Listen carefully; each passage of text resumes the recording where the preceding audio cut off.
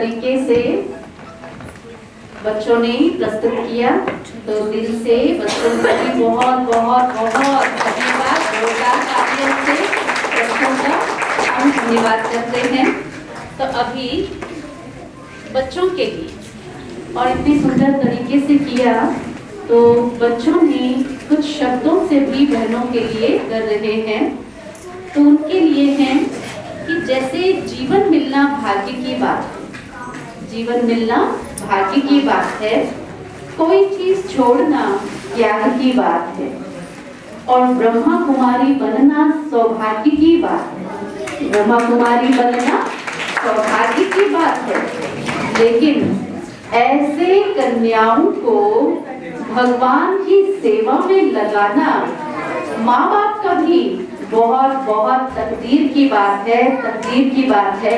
तो आप सभी अभिभावकों का भी बहुत दिल से हम धन्यवाद भी करते हैं, और परमात्मा के इस घर में आने के लिए भी बहुत बहुत धन्यवाद करते हैं। तो अभी मैं वृंदा दीदी को आमंत्रित करना चाहूंगी। आप सभी यहाँ पर जो इतने सुंदर संगठन में आप बैठे हैं, तो इसके पीछे का जो संकल्प है, हमारी दीदियां हैं और स्वयं परमात्मा ही हैं।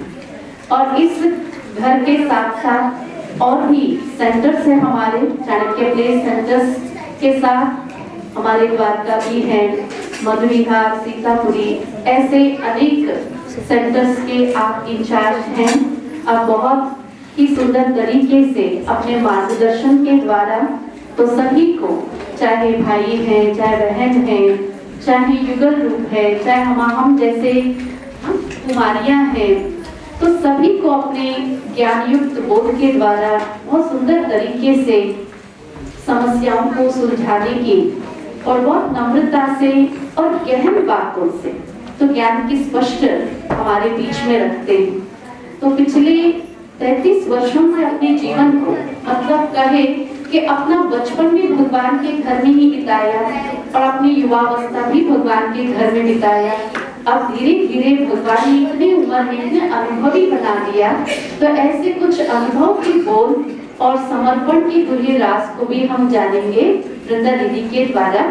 और वृंदा दीदी के लिए एक छोटा सा कविता है। वृद्धभाषिणी मन मोहिनी बाबा सा प्यार लुटाती है। वृद्धभाषिणी मन मोहिनी बाबा सा प्यार लुटाती है। हम बच्चों की गाइड बनकर सत्कर्म का मार्ग दिखाते हैं। हम बच्चों की गाइड बनकर सत्कर्म का मार्ग दिखाती है। तो सुंदर शब्दों से हमारा मन मोहने वाली प्यारी वृंदा दीदी को मैं माइक देती हूँ, तो हमारे बीच में ऐसे सुंदर ज्ञान की बातें रखें।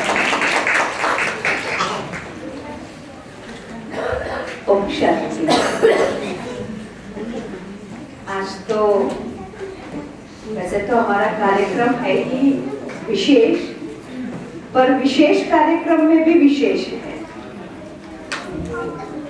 अगर आप लोग नहीं होते हम सेवा नहीं कर सकते, राइट है।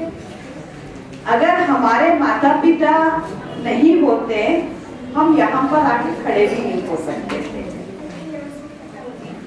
पर ऐसे माता पिता के लिए या भाई और बहनों के लिए जो लौकिक परिवार में जिस कन्या को यज्ञ में समर्पित करने में जिस भी प्रकार से, चाहे वो संकल्पों से रहा, वाणी से रहा, या पालना देने में रहा, संस्कार देने में रहा, आप सबने सहयोग दिया है।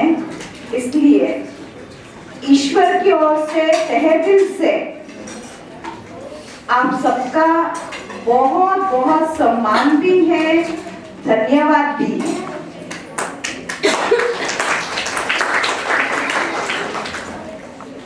क्योंकि एक कन्या को अगर ईश्वर के लिए समर्पित कराना आसान काम नहीं है, क्योंकि बच्चे अपने दिल के टुकड़े होते हैं। और कोई भी ऐसे उठा करके अपने दिल के टुकड़े को बिना दिखाई देने वाली शक्ति को समर्पित कर दे, उनका भविष्य के बारे में जाने बिना। क्योंकि आज मैं जानती हूँ एक रिश्ता भी जुड़ता है तो पहले देखा जाता है कि लड़का क्या करता है, उसकी एजुकेशन क्या है, कमाई क्या है, उसका घर अपना है या दूसरा है, वो सिंगल है या उसके परिवार बड़ा है, छोटा परिवार है, देवरानी जेठानी है या ननद भाभियां कितनी है, सारी चीजें देख करके वो फैसला करते हैं उस कन्या को वहां पर भेजने में। ऐसे ही है ना। और बहुत सारे गुण भी मिलाया जाता है कि कम से कम लिमिट होता है कि इनका आपस में इतना गुण मिलना चाहिए तभी उनके साथ का रिश्ता जुड़ सकता है। परंतु मैंने देखा है इस अलौकिक जीवन में उन्होंने परमात्मा को समझा। बहुत सारे ऐसे माता पिता भी हैं जिन्हों परमात्मा के बारे में आज भी नहीं पता होगा, बस उनको ये मालूम है कि हमारी बेटी आश्रम में है इसलिए उनका आश्रम में आना जाना चलता है।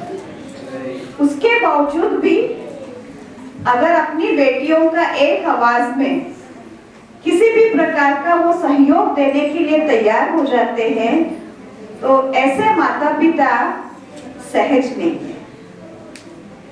जैसे पिछले वक्ता से हमने सुना, आपने स्वयं ईश्वर को बांधा है।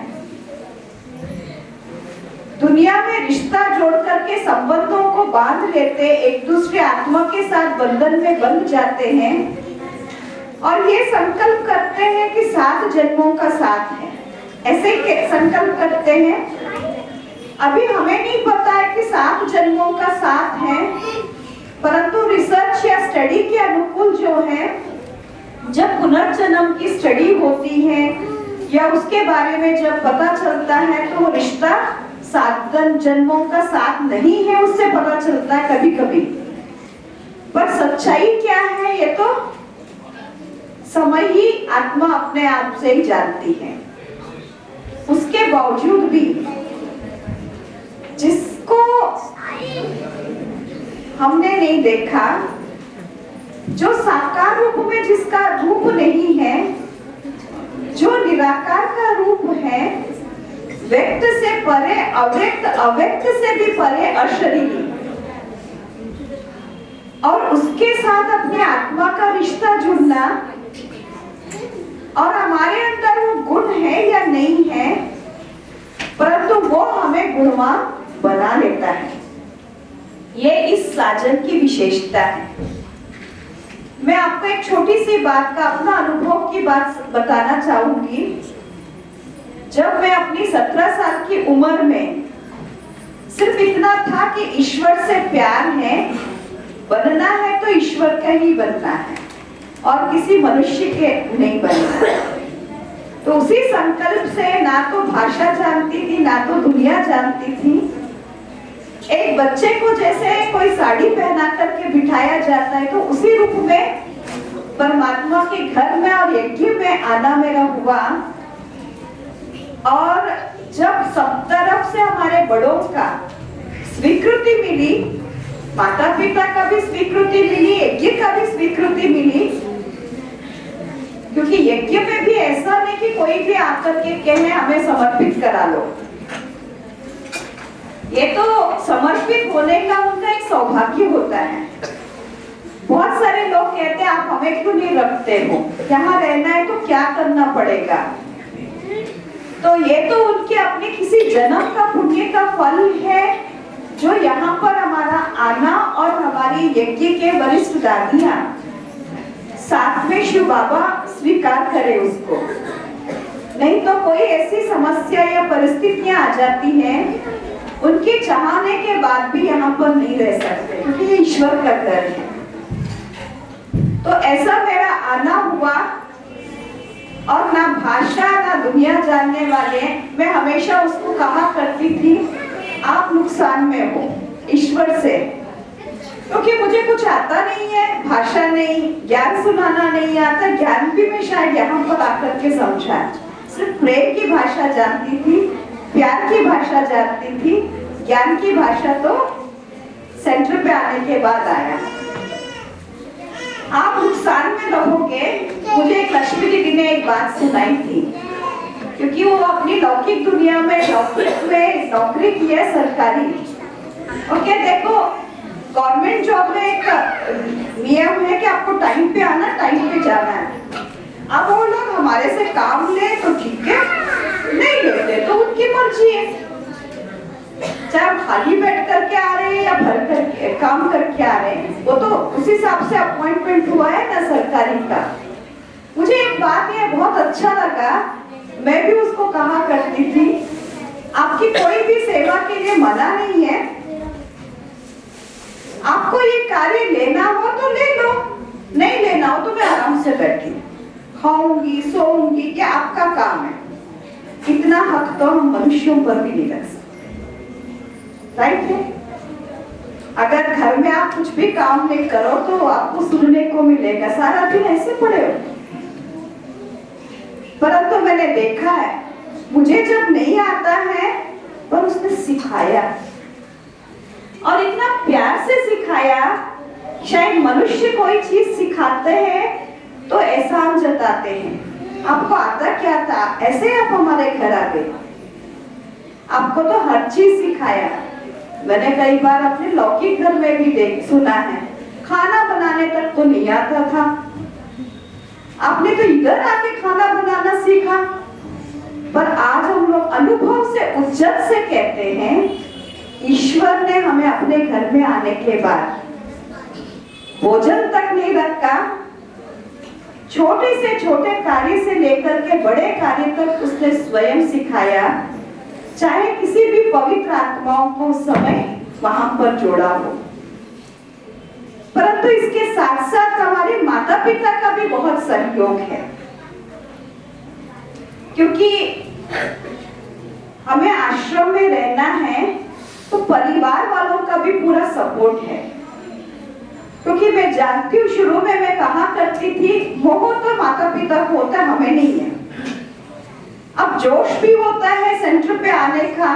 2-3 साल के बाद सचमुच ही हमें माँ बाप की याद बहुत खींचता था। पहले वो कहते थे इसको तो हमारी याद नहीं आएगा, ये तो हमें भूल गई है। फिर उसके बाद जो है वो अब वो मन से तैयार हो गए माँ बाप, और यहां से खिंचाव शुरू हो गया। ऐसे सिलसिला चलता है, हर एक को इस अवस्था से गुजरना होता है। पर ऐसे समय में मैंने देखा माता पिता ने बहुत सहयोग दिया। उन्होंने हमें कभी अपने मोह में नहीं बांधा। जब मेरा समर्पण समारोह हो रहा था, ये 94 में हमारी बड़ी दादी के सम्मुख हुआ था, तो बहुत अच्छे से मुझे आज भी वो सीन याद है। जब कन्यादान किया, हमारी दादी जी के हाथ में हमारे हाथ दिया, तो दादी जी ने एक ही बात कहा, आज के बाद ये आपकी बेटी नहीं है, ये शिव बाबा की है। आज के बाद आपको इनको याद करके रोना नहीं। उस घड़ी उनकी आंखों में आंसू था, मैंने देखा। पर उसके बाद कभी उनको रोते हुए नहीं देखा। रोना तो छोड़ो, कई बार उनसे बात करते हुए भी महीना बीत जाता है। वो ये बात समझते कि बहुत बिजी है, सेवा में व्यस्त है, ठीक होंगे। गड़बड़ होगा तो फोन आ जाएगा, ठीक होगा, ठीक होंगे। फिर कभी मैं फोन पे पूछती हूँ कैसे हो आप, हालचाल तक नहीं पूछा। वो कहते अगर आप ठीक नहीं होंगे तो हम कैसे ठीक हो सकते। हालचाल तो उनसे पूछा जाता है जहाँ गड़बड़ हो। ये विश्वास है जो मार्ग आपने चुना है उस मार्ग में सब कुछ ठीक होगा। एक बार वैसे ही मैंने कहा फादर को, कुछ कार्यक्रम था लौकिक घर में, तो उनको मैंने कहा कि आप ना दीदी को कह दो कि मेरे को छुट्टी देवे, मैं भी आ जाऊंगी घर। भाई बच्चों के दिल तो होता है ना, तो उन्होंने उस दिन शायद लक्ष्मी दीदी को भी नहीं पता है ये बात ऐसा बोला है, क्योंकि मेरी अपने लौकिक पिता से बात हुई। उन्होंने बहुत अच्छे से कहा देखो आप सेवा पे हो, जब भी फ्री होंगे तब आप छुट्टी मांग के आ जाओ, यहाँ का काम हो जाएगा। मुझे ये बात उस घड़ी अच्छा लगा, मन में एक बार तो आया इनको कोई प्यार ही नहीं है हमारे से। पर मुझे आज वो चीज रियलाइज होता है, सच्चा प्यार किसको कहते हैं। एक संस्कार दिया, ऐसे मर्जी नहीं आपने दिल किया और उठ के आ गए। उन्होंने ये कहा कि जैसे सेवाओं से फ्री हो जाओगे तो आ जाना, वरना यज्ञ का कार्य भी नहीं रुकना चाहिए और आपका दिल भी फ्रेश रहे। और एक बार ऐसे तो बहुत सारे अनुभव हैं, जीवन का 33-34 साल के अनुभवों में देखा। परिवार में लाडली तो जरूर थी, हमारा जॉइंट फैमिली है। मैं अपने अनुभव भी शेयर करने के लिए आ जाएगी, क्योंकि परिवार माता पिता और मेरा दिल भी था उनको आज भी बुलाने को। आज 90 साल के हैं फादर, मदर भी हैं, हमारी जॉइंट फैमिली, हमारी चाची भी हैं। तो एक बार ऐसा हुआ, 2 बार ऐसा हुआ, जो हमारी चाचा हैं, जो जयश्री दीदी के लौकिक पिताजी और हमारी चाचा, पूरे परिवार में से उनका मेरे साथ बहुत अटैचमेंट था, बहुत अटैचमेंट था। शायद उन्होंने जितना मेरे से मोह रखा था और उन्होंने किसी से भी नहीं रखा होगा। तो परिवार में एक बार ऐसा हुआ कि वो किसी के साथ 2 व्हीलर में आ रहे थे, वो स्कूल के प्रिंसिपल थे, तो उनका एक्सीडेंट हुआ, सिर को चोट लगा और थोड़ा सा कोमा स्टेज में गए। ज्यादा समय नहीं, बेहोश अनकॉन्शियस हुए। डॉक्टर ने कुछ टाइम दिया था 42 आवर्स या कुछ। वो कहते हैं कि इसमें अगर इनको कॉन्शियस आ गया तो ठीक है, नहीं तो कोमा में चले जाएंगे। पर हमें खबर नहीं मिला। हम यहाँ पर दिल्ली में 2 बहनें रहते थे, हमें खबर नहीं मिला और घर से कोई भी फोन नहीं किया कि ऐसा एक्सीडेंट हो गया है। और जब उनको कॉन्शियस आ गया, जाग गए, वो निरंतर एक बार तो उसको बुला लो, एक बार तो बुला लो, मेरा नाम लेकर के, जो घर का नाम है उससे बोलते रहे। कहते आप ठीक हो जाओगे तो आ जाएगी।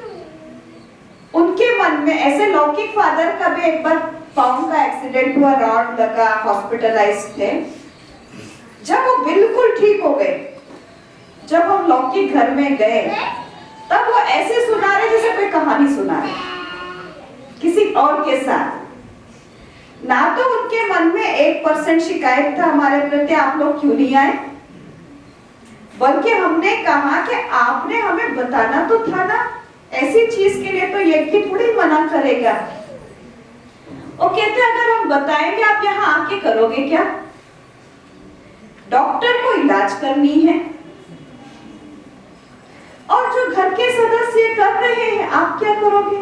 अगर मैं बता भी दूं आप किसी सेवा में व्यस्त है तो आपका कितना संकल्प चलेगा वहां बैठ करके? आप वहां बैठ करके हमारे बारे में सोचते रहोगे। जब ऐसे अलग अलग परिस्थितियों में उनकी जो दिए हुए शिक्षाएं माता पिता की, आज मैं सच में कहती हूँ, आज हम यज्ञ में खड़े हैं, उनकी दिए हुए अनमोल शिक्षाएं कोई बहुत बड़ी बात नहीं है। ये तो पुराने जमाने में ऐसे किया जाता था, जैसे मैंने देखा है पुराने जमाने में, आजकल दिल्ली शहर में तो नहीं है, अगर दूर दराज में हो तो मैं नहीं कह सकती हूँ। और कहते हैं सब कुछ ठीक है तो ठीक है, नहीं तो आप मुझे फोन करना। जब लड़की की कन्या की विदा होती है तो कहते हैं मुझे फोन करना। माँ बाप, मतलब आज देखिए डाइवोर्स केस क्यों दुनिया में बढ़ रही है, लौकिक दुनिया में विवाह शब्द होता है, समस्या होती है, वहां पर जो है 60% से भी अधिक सक्सेस नहीं होता है। पुराने जमाने में कहते थे डोली यहां से उठ रहा है, क्या कहते थे भाई, पहले जमाने में यही कहा जाता था ना, अर्थी वहां से उठेगा आपकी ससुराल से। जब हमने शिव को साजन ही मान लिया है, जब शिव उस घर की जमाई हो गया, तो ये मेरा घर हो गया, उसका घर सो मेरा घर हो गया। हमें यहाँ पर टिकने के लिए भी माता पिता का बहुत बड़ा सहयोग है, साधारण बात नहीं है।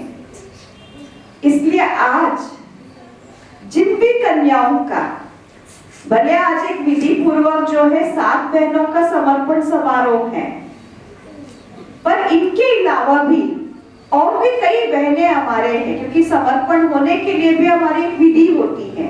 5 साल या 8 साल वो समय देते, आप ट्रायल पर रहो, आप पहले अपने आप को देखो, आप क्या रह सकते हो। कई बार हम सोचते हैं इनको ना बहका दिया है, किसी ने बहला दिया है। आप बताइए, जीवन पर्यंत का निर्णय किसी की बहकावे में, किसी की बहलाने से निर्णय ले सकते हैं? 1 साल हम आश्रम में रुक सकते हैं, 2 साल रुक सकते हैं, पर जीवन पर्यंत की निर्णय हम ये नहीं ले सकते हैं। ऐसा ही है ना। इसलिए कोई ऐसे बहक करके भी आ जाते तो हमारे यहाँ 5 साल तक ट्रायल पर रखते, इसको पहले देखो, उसका दिल लगता है आश्रम में। और हमें भी कहते देखो इसका संस्कार मिल सकता है, क्योंकि यहाँ पर आते तो बहुत सारी चीजें, वैसे लौकिक में भी मर्यादा है। कन्या कहीं जाती है, आती है, तो बता करके जाना चाहिए, बता करके आना चाहिए, कितना समय हो में जा रही हैं, हर चीज। घर में भी पूछते हैं ना, किससे पूछ के गए, बताओ तो से कहाँ जा रहे हो। कभी कभी आज के समय में स्वतंत्र जीवन है, तो इसलिए हम उनको कहते हैं पहले आप अपने को देखो, रह करके देखो, तो उसके बाद जो है कायदे से इनको समर्पण की लिस्ट में लिया जाता है। 5 साल के बाद अगर उनको और भी समय चाहिए होता है तो 8 साल तक भी देते हैं, ताकि वो रह सकते हैं कि नहीं रह सकते, वो अपने आप को परख सकते हैं। क्योंकि संगठन में रहना, अकेले रहना अलग चीज है, संगठन में रहना और सारी बहनें मिलकर के प्यार से रहना, ये चैलेंज है आज की दुनिया में। ऐसा ही है ना। तो इसलिए मैं कहूंगी कन्याओं की भी बड़ा महानता है। कन्याओं के साथ साथ माता पिता भी महान हैं, और ऐसे माता पिता जो आज भी एक बार समर्पण कर दिया, तो आज भी वो किसी ना किसी तरह से उनको पॉजिटिव मोटिवेशन या पॉजिटिव सपोर्ट दे रहे हैं, उन सभी को दिल से सम्मान है। परंतु कई बहनें हमारी बैठे हैं और उनके पेरेंट्स भी जो यहाँ पर लोकल हमारी चाणक्य प्लेस से निकले हैं, चाहे चाणक्य प्लेस मधुविया सीतापुरी, उनके पेरेंट्स को भी निमंत्रण आज इस कार्यक्रम में दिया है, उनके लिए भी सम्मान है। मैं एक बात चाहूंगी, जिनकी कन्या या बहन समर्पित है, वो एक बार आप खड़े हो जाएंगे। खुशी से कैलाश माता जी, सिर्फ कन्या नहीं, कुमार भी, कुमार भी। आपके भी कन्या है ना, खड़े हो जाइए। मेरी बहनों कह सकता हूँ? हाँ हाँ बिल्कुल, आपका हक है। हाँ। भाई सब मिलकर के इनको बहुत जोर से सम्मान में ताली बजाइए।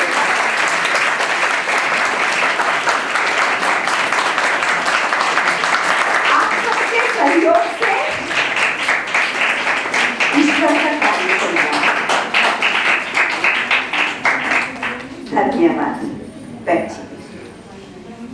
ओम शांति।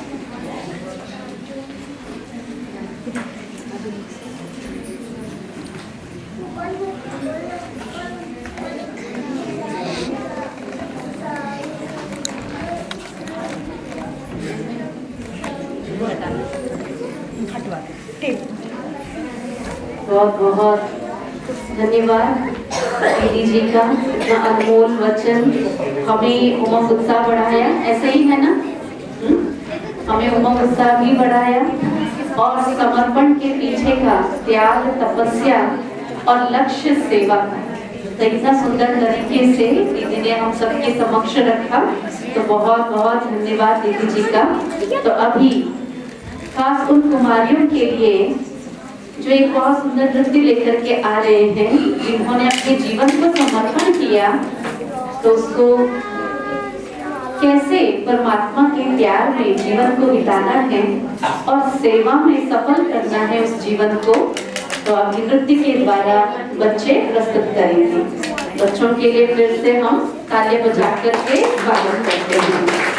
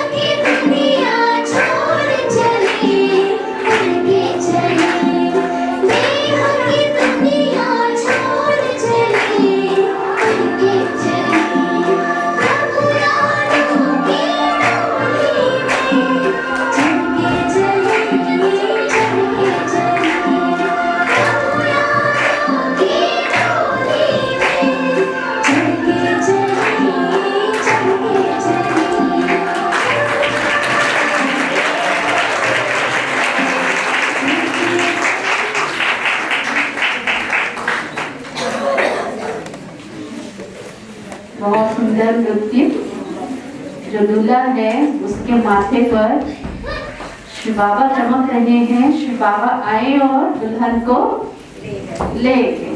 तो जो ले गए उनके लिए भी तालियां, जो लेने वाले हैं उनके लिए भी तालियां, जो पहले से ही दे दिया उनके लिए भी तालियां, और जिन्होंने इतना सुंदर नृत्य सिखाया उनके लिए भी तालियां। तो बहुत सुंदर नृत्य। और अभी हमारे बीच में लक्ष्मी दीदी जी का मैं निमंत्रण मंच पर करना चाहूंगी। लक्ष्मी दीदी जी, जो आप दीदी हम सबके बहुत बहुत अमूल्य ऐसे रतन हैं, जिनकी जीवन, जिनकी वाणी में इतनी शक्ति और इतनी ज्ञान की जो स्पष्टता, बाबा के प्रति प्यार, निश्चय से हम सबके लिए प्रेरणा मूर्त बने। तो दीदी जी का मैं आमंत्रित करती हूँ मंच पर। तो दीदी जी बचपन से ही इस ज्ञान यज्ञ में जुड़कर अपने पेरेंट्स के साथ ही भगवान के हर श्रीमत को पालन करते हुए, अनेकों सेवाएं करते हुए, अनेकों हजारों लोगों तक परमात्मा का संदेश देने के निमित्त बने। और इतनी धारणा मूर्त आत्मा है और इतनी अच्छी, सभी को एक सुंदर यात्रा और मार्गदर्शन भी लक्ष्य की ओर जाने में सुगम बना देते हैं, सरल बना देते हैं। तो दीदी जी बचपन से ही जुड़ने के कारण बचपन का भी ज्ञान का अनुभव है। युवावस्था में कैसे सेवाएं उन्होंने किया, इतने सेंटर्स जो खोले, और हम सभी आए, परमात्मा का ज्ञान सुना, हम भी भगवान के कार्य में समर्पित हुए। तो कैसे वो नींव बने, और करते करते दीदी जी की बहुत सारी ऐसी विशेषताएं बनती गई, भगवान ने ऐसे जागृत करते गए। तो आप एडमिनिस्ट्रेटर विंग के भी कोऑर्डिनेटर हैं दिल्ली के, और आप मेडिकल विंग के भी कोऑर्डिनेटर हैं दिल्ली के। तो ऐसे हमारे ब्रह्म कुमारी के विंग्स की सेवाओं का भी आप सुचारू रूप से संभालते हैं। पिछले 45-50 वर्ष से दीदी जो है अपना समर्पित जीवन भगवान के कार्य में देकर के हम सबके लिए प्रेरणा स्रोत भी बने हैं। तो ऐसे दीदी जी के लिए एक छोटी सी कविता। मीठी सी मिश्री से मीठे हैं आपके बोल, कोई कैसे लगाए इसका मोल। मीठे से मिश्री से मीठे हैं आपके बोल, कोई कैसे लगाए इसका मोल। हीरे से ज्यादा है आप अनमोल। ऐसे हमारे दीदी जी का मैं तहे दिल से मंच पर आमंत्रित भी, और इस सम्मान में हम सबके लिए ऐसी प्रेरणादायी आशीर्वचन हम सबके बीच में है।